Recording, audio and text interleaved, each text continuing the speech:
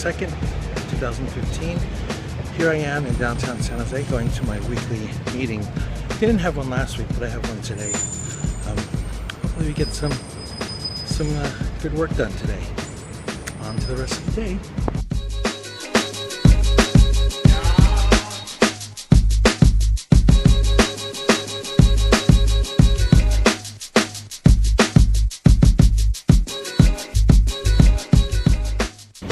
Just finished with my meeting. I'm gonna head down to Good Karma on 1st Street to go eat some vegan food. Hope it's good. I mean, I've had beer there before, but never the food, so uncharted territory. So on the way to Good Karma.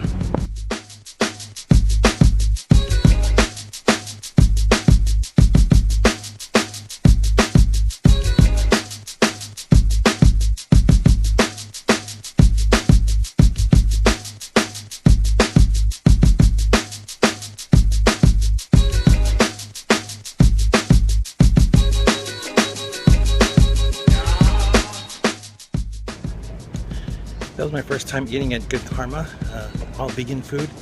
It was quite delicious. I had jerk chicken, or at least what was supposed to be chicken. It was tofu, really.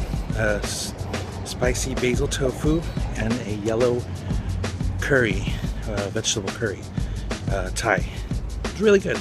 Really liked it. It inspires me to come up with recipes that I can try at home, vegan style, of course.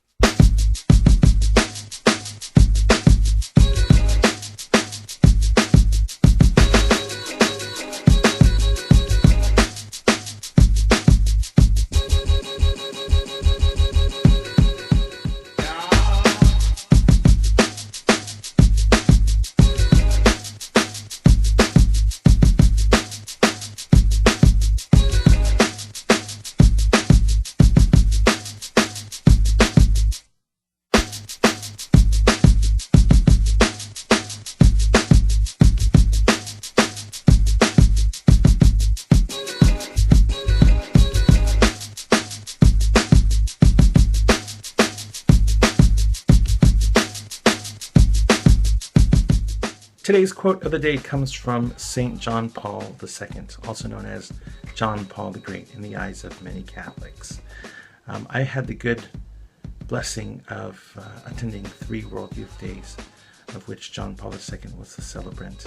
In fact, he's the one that started World Youth Day. And as a teen and young adult, I grew in affinity for John Paul II, for what he stood for, and for who he inspired. Me being one of the billions of Catholics that he inspired.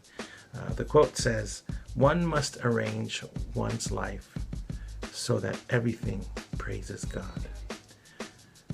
I love this quote because it calls us to the idea that every bone in our body, every part of our spirit and our being should glorify God, should praise God. So every decision that we make should be pleasing to God. And I think that's the right way to go.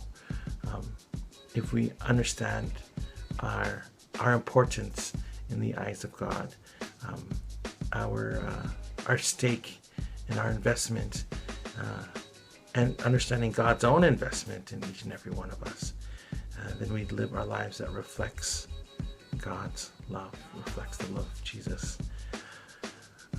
So I think that's a great quote. And it's an inspirational quote. We must arrange our lives so that everything that we do praises God.